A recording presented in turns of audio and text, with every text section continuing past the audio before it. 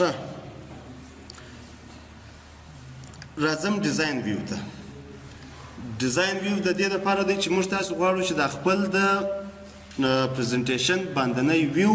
چې څه رقم باندې ښکاره سي، د دې لپاره موږ د ډیزاین ټاب څخه استفاده کوو. ډیزاین ټاب موږ کولی سو چې خپل د پریزنټیشن یا د دغه سلایډو د باندنی ویو چې دی یا باندنی ډیزاین چې دی یا باندنی سټرکچر چې دی دغه سټرکچر زه پر څه رقم باندې غواړم چې ښکاره کړم یا پر څه رقم باندې ډېر ښه معلومیږي، د هغه دپاره زه د ډیزاین ویو څخه استفاده کوم. ډیزاین ویو چې دا ټاب چې مې کلیک کړي، په دې ټاب کې دغه مختلف ډیزاینونه دي چې زه کولی سم چې هر ډیزاین انتخاب کړم ورته دی پر ټوله دغه باندې پر ټول پریزنټیشن یا پر ټول پاور پوینټ پریزنټیشن باندې دی دغه تطبیقوي. صحیح دی؟ یا مثلا راځم دغه یو ساحه انتخابوم، مثلا په دې ډول باندې یو دغه ډیزاین کوم، یا مثلا براوز فار تیمز. براوز فار تیمز څخه هدف دا دی که چیرې تاسو په خپل کمپیوټر کې مثلا پر ډیسکټاپ باندې یو دغه تیمونه ایښي وي، دغه د هر ساحه چې ده دې ته یو تیم ویل کېږي. دا شاید ستاسو په دغه کې هم په یاد وي، په ورډ کې په ورډ کې هم د ډیزاین ټاب په نامه باندې یو ټاب موجود و. صحیح دی؟ نو مختلف ډیزاینونه موږ کولی سو چې مختلف ډیزاینونو څخه استفاده وکړو او ټول سلایډونه په خپل پریزنټیشن کې په هغه ډیزاین باندې واړوو. نو د دې لپاره موږ د ډیزاین ویو څخه استفاده کوو. د دې څخه وروسته د دې تیمو څخه وروسته بله ساحه چې ده د وریانټس په نامه باندې ده. د وریانټس څخه هدف دا دی دغه ډیزاین تا خوښ کړي، دا څه رقم رنګ غواړي چې ور یې کړې. مختلف رنګونه دي، ډیزاین هغه ډیزاین دی، شکل یې هغه شکل دی، فقط رنګ یې واوښتی. صحیح دی؟ یا مثلا راځم دلته یو بل رنګ انتخابوم، مثلا دا رقم رنګ، ډیزاین یې هغه ډیزاین دی، فقط رنګ یې شین سو. صحیح دی؟ نو مختلف رنګونه موږ تاسې کولی سو چې د دغه وریانټس د لارې څخه مختلف رنګونه ورته انتخاب کړو چې کوم رنګ زموږ خوښ دی. صحیح دی؟ ورپسې د دې څخه وروسته بله ساحه چې ده هغه د فونټس په نامه باندې یادېږي. د فونټس څخه هدف دا دی زه به مثلا دا ساحه دغه دوهم سلاید به یې سلیکټ کړم چې تغییر یې درته معلوم سي. د فونټ څخه هدف دا دی چې دغه فونټ چې دا خط لیکل شوی دی، دا فونټ زه پر څه رقم باندې غواړم چې ښکاره یې کړم. معلومیږي درته؟ تغییر یې معلومیږي اوه؟ دا مختلف ډولونه دي، تر اخره پورې کم فونټ چې ستاسو په کار وي کولی شئ چې هغه فونټ انتخاب کړئ او د هغه فونټ څخه استفاده وکړئ. فقط ډیزاین یې هغه ډیزاین دی، شکل یې هغه شکل دی، فقط د خط دا ډول یې واوښتی. دا فونټونه موږ تاسې په ورډ کې ویلي وه چې ځینې کسان مثلا هغه میرزایي خط نوشته کوي، ځینې کسان سم پښتو خط نوشته کوي، ځینې کسان دري خط نوشته کوي. دغه یعنې دا دري خط او پښتو خط دا د لیکلو ډول یو څه فرق سره کوي. تورې هغه تورې استعمالیږي، فقط یو نوکی مثلا کش په اصطلاح باندې دغه کېږي او بل یې داسې چارکونجه پښتو ښیمه تقریبا چارکونجه نوشته کېږي. هغه چې پر هر ډول باندې ستاسو دا فونټ خوښ و، هغه فونټ کولی شئ چې تغییر او تبدیل پکښې کې راولئ او هغه انتخاب کړئ. د دې څخه وروسته بله ساحه چې ده د افیکټس په نامه باندې یادېږي. افیکټس کوم ډول افیکټس څه غواړئ چې پر تطبیق یې کړئ، دا دلته دونه ډېر دغه نه معلومېږي، په دې ځای کې ډېر نه معلومېږي. که چیرې ابجکټونه پکښې کې وي بیا ډېر تغییر او تبدیل راځي. د دې څخه وروسته بله ساحه چې ده د بکګراونډ سټایل په نامه باندې دی. دغه اوسنی بکګراونډ چې دا موږ جوړ کړی دی، دغه بکګراونډ مو خوښ دی که نه دی خوښ؟ که مو چیرې خوښ و د هغه بکګراونډ انتخابوئ، که مو نه و خوښ مثلا دا رقم یو بکګراونډ جوړ کوئ، تور سو بکګراونډ دی. صحیح دی؟ یا مثلا مختلف بکګراونډونه دي چې کوم مثلا فارمات بکګراونډ باندې زه کلیک کوم، یو د دې ساحې څخه هم کولی شم چې فارمات بکګراونډ دغه کومه استفاده پکښې کې وکړم، یا مثلا تغییر او تبدیل پکښې کې راولم او د دې لارې څخه هم کولی شم، خو دا به بېرته په هغه فارمات بکګراونډ کې به یې درته وایم. نو کوم بکګراونډ چې ستاسو خوښ دی کولی شئ چې هغه بکګراونډ انتخاب کړئ او په هغه ډول باندې تغییر او تبدیل په خپل سلاید کې راولئ. زه به اوس بېرته شکل به یې واړوم، مثلا پر دې شکل باندې به یې کړم. اوس که چیرې زه بېرته راسم فارمات بکګراونډ ته، په دې ځای کې که چیرې تاسو فکر وکړئ هغه بکګراونډ یو څه دغه یې ورسره واوښتي رنګ یې، یعنې دا بیا بل رقم رنګ دی. که چیرې مثلا زه راسم په دې ځای کې یو بل مثلا دا بکګراونډ انتخاب کړم،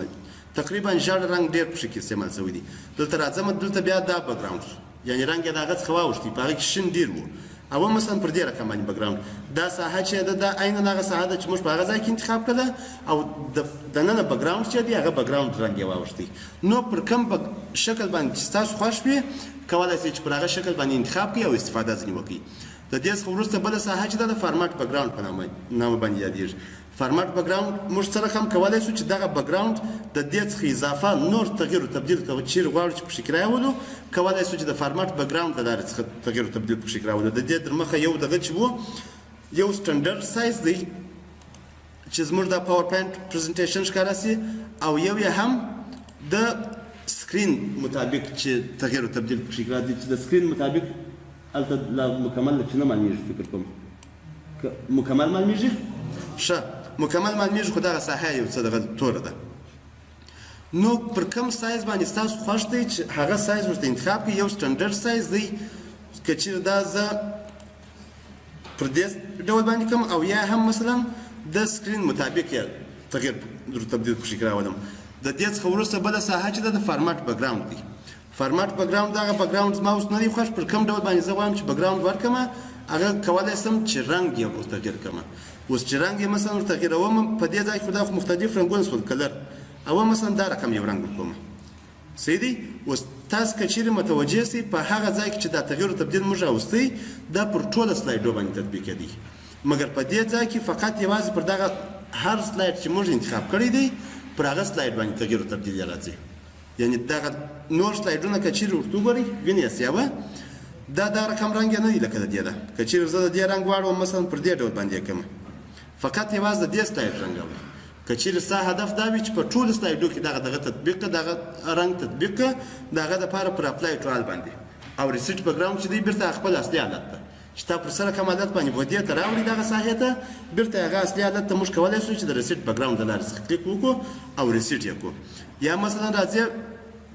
ښه په دغه ځای کې کولی شئ چې دغه بیکګراوند کوم شکل تاسو ورته انتخاب کړی دی یا کوم رنګ دغه رنګ یا ډېر یې تیز کړئ یا ډېر روښانه کړئ اوس دا تقریبا روښانه شو د خپل اصلي حالت څخه راووتی صحیح دی بیرته کولی شو چې دا صفر ته یې راولو رنګ کې تغیر راځي اوس تغیر پکښې کې راځي یا مثلا که چیرې داسې ډېر بله که چیرې ډېر تغیر یې نه درته معلومېږي پر دغه رنګ باندې بیا تطبیق کړو دا که چیرې زه اوس دغه کړمه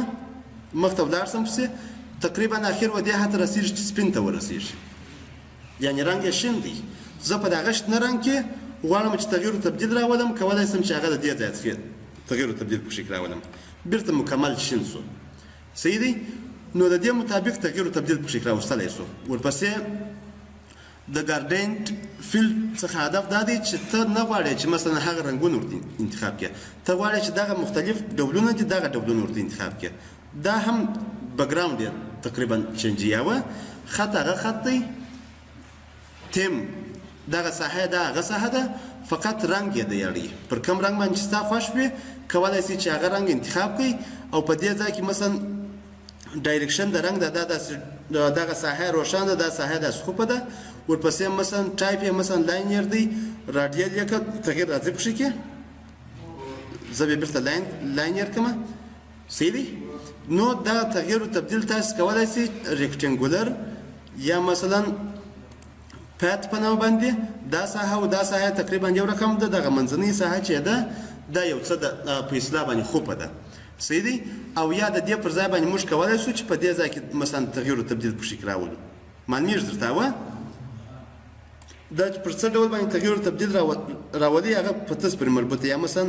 دا ساحه غواړې تغیر رالی پکښې کې یا مثلا دا روښانوالی چې دی روښانوالی یې مثلا دا رقم کې او یا هم مثلا بیرته خپل اصلي حالت ته راولې یا به یې اپلای کوې پر دا به ورسره اډې او یا به هم د منځه بیا وړې صحیح دی ورپسې د دې څخه وروسته بل له ساحه چې ده د پوزیشن په نوم باندې ده پوزیشن که چیرې زه دغه کلیک پر وکړمه بیرته عینا دغه کار دی دا زه دلته په درجو باندې ځمه یا په فیصدي باندې ځمه او دلته ډایرکټ په ماوس باندې ځمه صحیح دی ترانسپرنسي دا د روښانتیا ده او تغیر یې معلومېږي که نه معلومېږي یعنې اوس ډېر روښانه شو نظر و مخکني ته بیرته کولی شئ چې خپل اصلي حالت ته یې راولي صحیح شو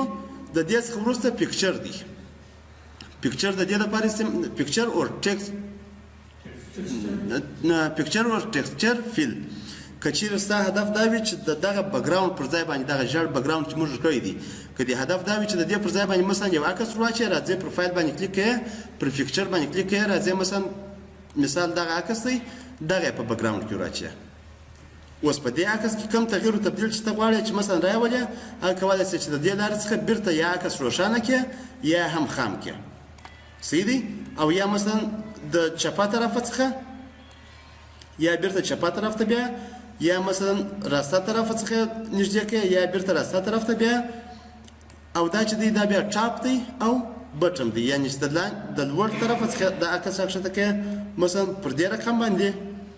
او یا هم مثلا د لاندې طرف څخه ورپورته کوي پر دې شکل باندې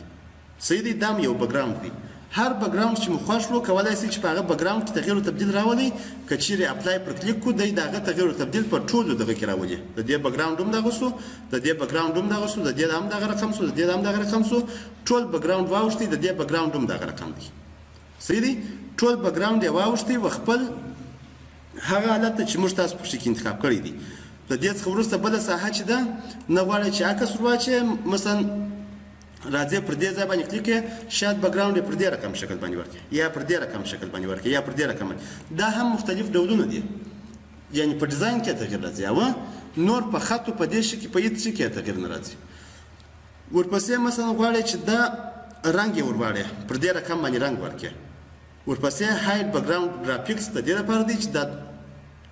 ګرافیکس چې تاسو کوي دغه ساحه دا په ګرافیکس کې د تقریبا دا غواړي چې ښکارا شي که یا بند شي تغیر را دی پکې کاوه او یا مثلا بیرته غواړي چې ښکارا کړي نو د دې لپاره موږ تاسو د فارمټ بکګراوند څخه استفاده کوو په ډیزاین ټاب کې که چیرې څوک پوښتنه لري بیا کوي